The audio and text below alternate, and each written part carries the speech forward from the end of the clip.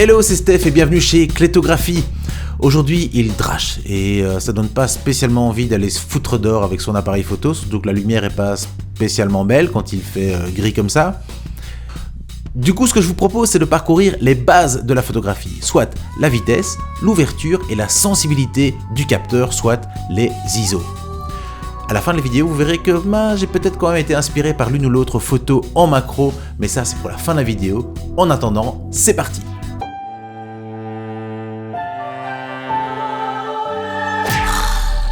Quelle clé se paye. Le but, quand on fait une photo, c'est de laisser rentrer la bonne quantité de lumière sur le capteur. Maintenant, c'est un capteur digital. Avant, c'était de la pellicule. C'était un papier photosensible. Et on partait avec un petit rouleau de pellicule. On partait en vacances, on revenait. Et sur les 36 photos qu'on avait fait, eh bien, il y en avait 4 de réussies. Et alors, on râlait parce qu'on avait dépensé beaucoup d'argent pour rien.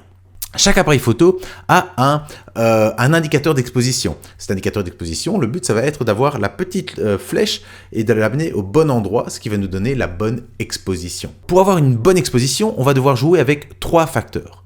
Le premier, c'est l'ouverture du diaphragme. Le diaphragme, c'est la petite fenêtre qui se trouve juste devant le capteur et on va l'ouvrir plus ou moins pour plus ou moins exposer le capteur. Le deuxième élément, c'est la vitesse de l'obturateur. C'est combien de temps on va laisser passer la lumière au travers de cette petite fenêtre. Et le troisième élément, c'est la sensibilité du capteur, soit les ISO. Et d'ailleurs, quand Zinedine Zidane prend une photo, ça s'appelle les ISO de Zizou Zidane.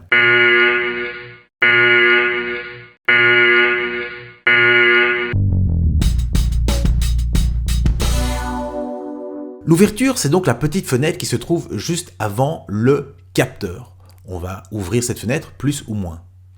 Quand la fenêtre est ouverte au maximum, on dit qu'elle est en diaphragme 1. Et qu'est-ce qu'on peut faire quand on a ouvert une fenêtre et qu'on veut encore plus ouvrir la fenêtre? Eh bien rien, on ne sait pas. Ou alors il faut péter les murs autour et ça détruit la maison. Donc, quand on va refermer la fenêtre, on va augmenter le chiffre. Ce qui peut paraître bizarre pour la plupart des débutants, puisque si c'est en 2.8 ou en 5.6, en fait on laisse rentrer moins de lumière. Eh bien c'est parce que ce chiffre de 5.6 en fait c'est une fraction, c'est 1 divisé par 5.6. Chaque variante de diaphragme équivaut à un stop.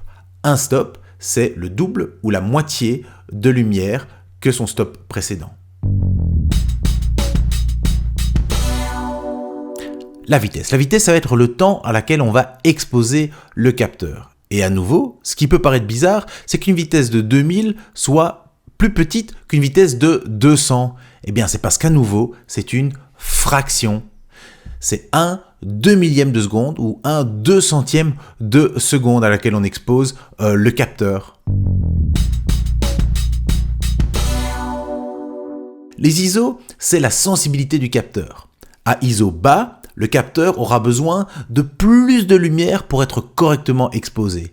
Si on augmente les ISO, il sera plus sensible et aura donc besoin de moins de lumière. On va alors toujours jouer avec des ISO plus hauts, ça va nous permettre plus de latitude. Non, parce qu'en fait, avec plus d'ISO, on va avoir plus de bruit dans la photo.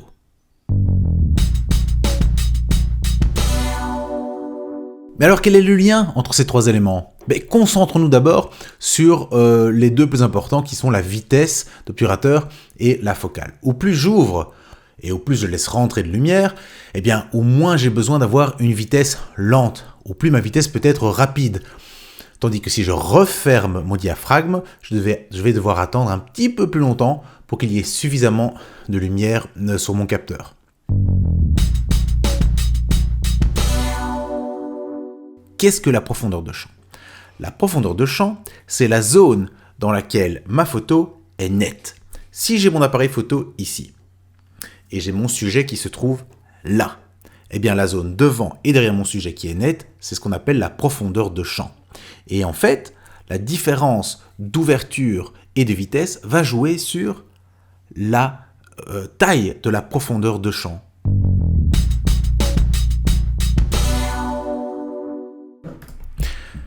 Regardez ces 2 belles chaises. Et c'est quand même de très très belles chaises. Ces 2 chaises ont été photographiées dans mon jardin avec un ISO de 400. Ça aurait pu être un petit peu moins, sauf que comme il fait dégueulasse dehors, je l'ai dit, il pleut, il drache, et qu'il y a moins de lumière parce que c'est fort couvert, eh bien j'ai dû un petit peu aider l'appareil photo en augmentant les ISO, au lieu de rester à un ISO le plus bas possible, comme 150 ou 200. Ici, j'ai une ouverture de 5. Cette ouverture de 5 m'a permis de faire une photo à une vitesse de 1/30 de seconde, ce qui veut dire 0,03 secondes. Voilà, comparons avec cette photo-ci, les ISO restent les mêmes, c'est toujours les mêmes deux belles chaises achetées chez Ground Decor, sauf que j'ai refermé le diaph à 25, soit 1/25e de l'ouverture maximum.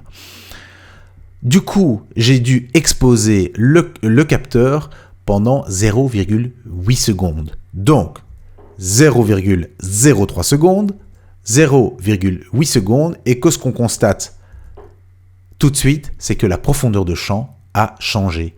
Là où dans la photo, avec une ouverture plus petite et donc une exposition plus longue, tout est net, la chaise avant est nette, avec une ouverture plus grande et donc une moins longue durée d'exposition, la chaise devant est floue.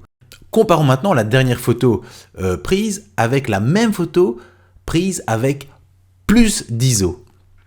Donc je reprends. Cette photo-ci a été faite avec ISO 400, une ouverture de 1,25, 1 sur 25, un temps d'exposition de 0,8 secondes, et puis j'ai monté mes ISO à 6400, on vient de 400, on passe à 6400.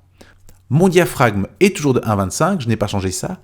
Par contre, ma vitesse, elle, a pu augmenter, puisque la sensibilité des ISO du capteur donc, est plus grande. Et je suis redescendu à 1/20 de seconde, soit presque la même chose que quand j'avais ouvert ma focale à 5. Par contre, ce qu'on voit, c'est que si on zoome sur la photo, et qu'on compare les deux photos, surtout dans les parties obscures de la photo, eh bien on voit qu'il y a un grain qui s'installe, qu'il y a plus de bruit sur la photo. Comparons maintenant deux photos similaires avec des vitesses différentes. Regardez cette belle photo de pigeon. Ça, c'est un beau pigeon. Et il regarde cette pie avec tout le dédain qui lui est dû, parce qu'on a tous lu Les Bijoux de la Castafiore, et on sait que les pies, c'est louche, c'est pas net. Et effectivement, comme on peut le constater, cette pie n'est pas nette. Alors ici, la photo a été faite avec une vitesse de 1/200e. Ce n'est pas assez rapide apparemment pour figer les ailes de la pie. Du coup, j'ai dû augmenter ma vitesse à 1/1000e de seconde. Le problème, c'est que l'optique que j'ai employée, la Red Cat 51, a un diaphragme fixe.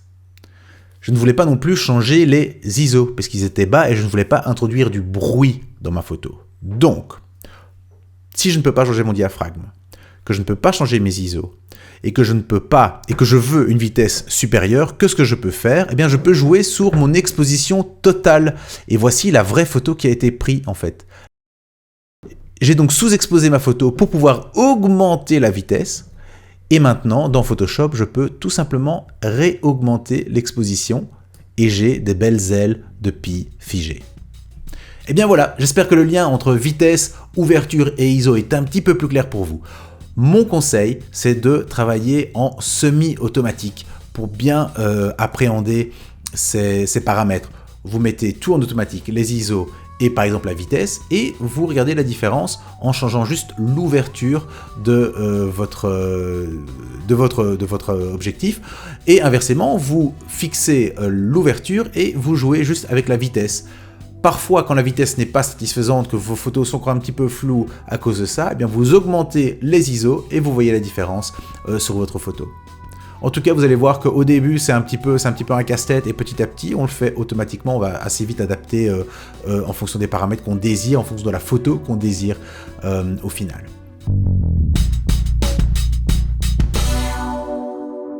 Et pour terminer, voici donc les petites photos que j'ai pu, malgré le mauvais temps, prendre dans mon jardin.